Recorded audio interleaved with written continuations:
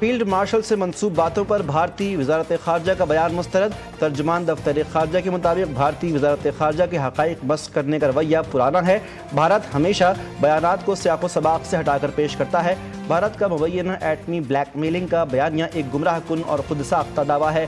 پاکستان طاقت کے استعمال یا اس کی دھمکی دینے کی پالیسی کے سخت خلاف ہے۔ بھارتی وزارت خارجہ کے جھوٹے الزامات کا حقیقت سے کوئی تعلق نہیں۔ بیوروکریسی کا پچھلے 78 برس میں کوئی احتساب نہیں ہوا۔ کیا کسی نے سوچا ہے کہ بیوروکریسی کے پاس کتنے پلاٹ ہیں؟ اب رولا پڑ گیا ہے تو وہ نام لے کر بتائیں گے کہ کون کون پرتگال میں جائیدادیں خرید رہا ہے۔ وزیر دفاع خواجہ آصف نے اپنے ایک بیان میں کہا کہ انہوں نے بیوروکریسی کی شام نے بس اتنی گستاخی کی کہ یہ پرتگال میں جائیدادیں خرید رہے ہیں۔ اب وہ نام لے کر بتائیں گے کہ کون کون وہاں جائیدادیں خرید رہا ہے۔ جس کے ذریعے وہاں جائیدادیں خریدی گئیں اس نے ان کی تصویریں بھی بنائی ہوئی ہیں۔ اور 9 مئی کے مزید 2 مقدمات میں بھی شاہ محمود قریشی بری، یاسمین راشد، اعجاز چودھری، عمر سرفراز چیمہ کو مزید 10 برس قید۔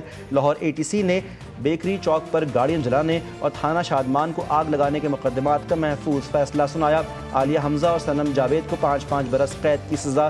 چیئرمین PTI بیرسٹر گوہر نے عدالتی فیصلے کو مسترد کرتے ہوئے کہا انصاف نہیں ملتا، انصاف کا قتل ہو رہا ہے۔ آج انصاف کا قتل ہوا، آج سنائی گئی سزاؤں کی مذمت کرتے ہیں، ان کے خلاف عدالت سے رجوع کریں گے۔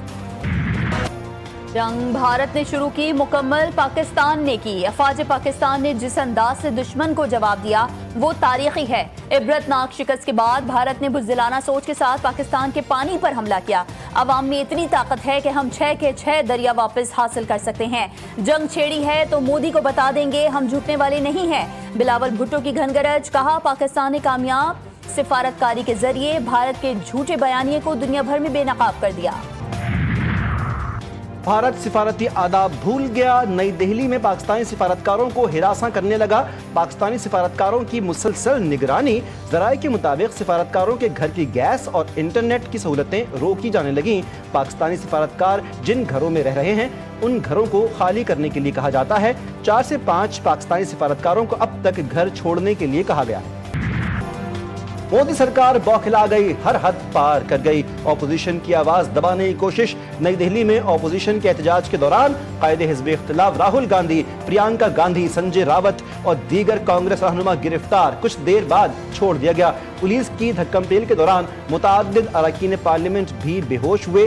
راہل گاندھی نے کہا مودی سرکار سچ کی آواز دبانے کی کوشش کر رہی ہے، ہماری لڑائی جمہوریت اور 1 مین 1 ووٹ کی لڑائی ہے۔ پرینکا گاندھی نے مودی سرکار کو بزدل قرار دے دیا۔ 2024 کے انتخابات میں دھاندلی کے خلاف اپوزیشن رہنما پارلیمنٹ سے الیکشن کمیشن آفس تک مارچ کر رہے تھے۔ بھارتی سیاستدان اور لوک سبھا کے رکن ششی تھرور نے راہل گاندھی کی گرفتاری کی مذمت کر دی۔ صحافیوں سے گفتگو میں بولے راہل گاندھی نے اہم سوالات اٹھائے ہیں، ان کے جوابات دیے جائیں۔ الیکشن کمیشن کی نہ صرف عوام کی طرف بلکہ اپنے لیے بھی یہ ذمہ داری بنتی ہے کہ وہ ان شبہات کو دور کریں۔ بھارتی ایئر چیف نے جو دعویٰ کیا اس کا کوئی ثبوت پیش نہ کر سکے۔ بھارتی صحافی پروین سہنی نے کہا ایئر چیف کا دعویٰ کسی کی جانب سے ان کو دی گئی آخری لمحے کی ہدایت کا نتیجہ ہے۔ مودی سرکار دباؤ میں ہو تو ایشوز سے توجہ ہٹانے کے لیے ایسا کرتی ہے۔ پاکستانی کاروباری اداروں کے ملک کی معاشی سمت پر اعتماد سے متعلق گیلپ سروے، وزیراعظم کا بزنس کانفیڈنس انڈیکس رپورٹ پر اطمینان کا اظہار، کہا کاروباری اداروں کا ملک کی معیشت پر اعتماد 4 سال کی بلند سطح پر پہنچنا خوشائند ہے۔ گیلپ سروے کے نتائج ملک کی اقتصادی صورتحال میں استحکام کے عکاس ہیں۔ حکومتی اقدامات سے تاجر برادری کے لیے آسانیاں پیدا ہوئی۔ پاکستان اسٹاک ایکسچینج نے بلند ترین سطح کا سابقہ ریکارڈ توڑ دیا۔ 100 انڈیکس میں 1547 پوائنٹس کا اضافہ، انڈیکس 1,46,929 پوائنٹس پر بند ہوا۔ اسرائیل سچ بتانے والوں کی بھی آواز دبانے لگا۔ الجزیرہ کی ٹیم پر فضائی حملہ، انس الشریف سمیت 5 صحافی جان سے گئے۔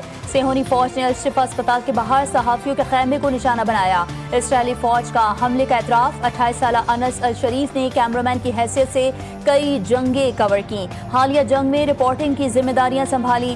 سیہونی فوج کا زیتون پر فضائی حملہ، رفح میں امداد کے منتظر افراد پر فائرنگ، 13 فلسطینی شہید، 24 گھنٹوں میں شہداء کی تعداد 68 ہو گئی۔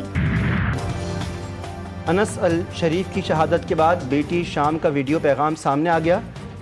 ہم نے کہا کہ ہم تھک چکے ہیں، ہمیں کھانا پانی اور سب کچھ چاہیے، چاہتے ہیں کہ جنگ ختم ہو، میری زندگی جنگ میں گزر گئی، بمباری کی وجہ سے اپنے والد کے بارے میں ڈرتی ہوں۔